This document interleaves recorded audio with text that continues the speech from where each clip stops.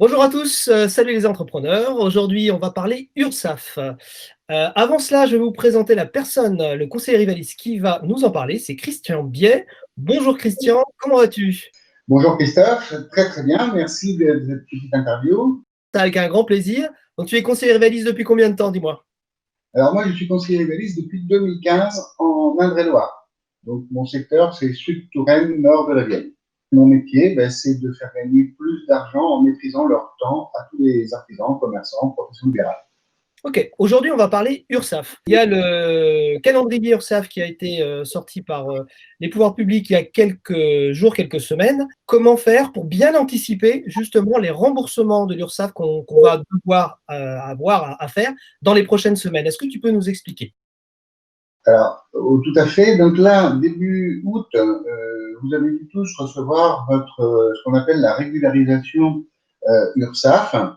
C'est un document de 4 pages qui sont très, très importants. Il y a trois grandes informations qui sont dedans. La première, c'est tout d'abord l'échéance que vous allez avoir à payer en 2020.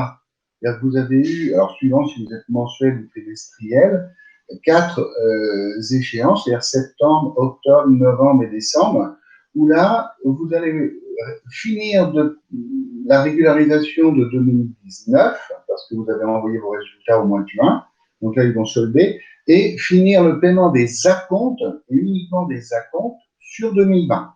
Là, donc ça c'est important de provisionner parce que donc ces 4 mois vont être importants. Car vous allez être obligé de rattraper l'accord de souplesse de trésorerie que vous a accordé l'URSSAF.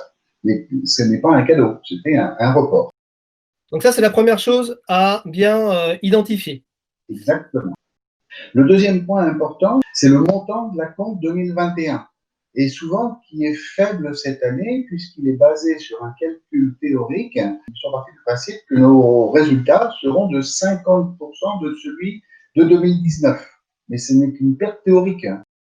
Oui, surtout que 50%, c'est quand même une grosse cote mal taillée et beaucoup d'entreprises seront au-delà de ces 50%. Alors, c'est ce que j'espère. Peut-être, malheureusement, certains feront encore moins.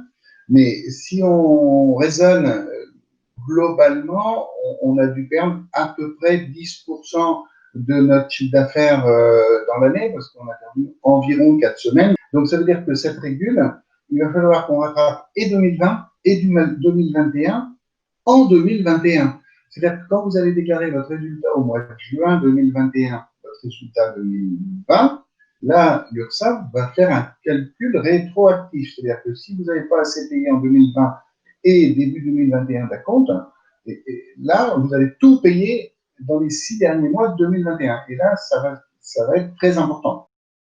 Et ça, la note va être salée à ce moment-là. Est-ce que tu as autre chose à ajouter? Moi, les deux conseils que j'apporte là-dessus, c'est la première, c'est d'estimer le mieux possible le résultat 2020.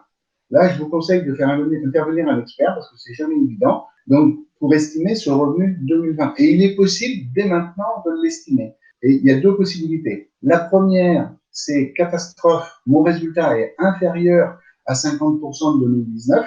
Donc, je vais sur le site URSSAF et je fais baisser mes appels dès 2020. Donc là, c'est une bonne nouvelle pour notre trésorerie.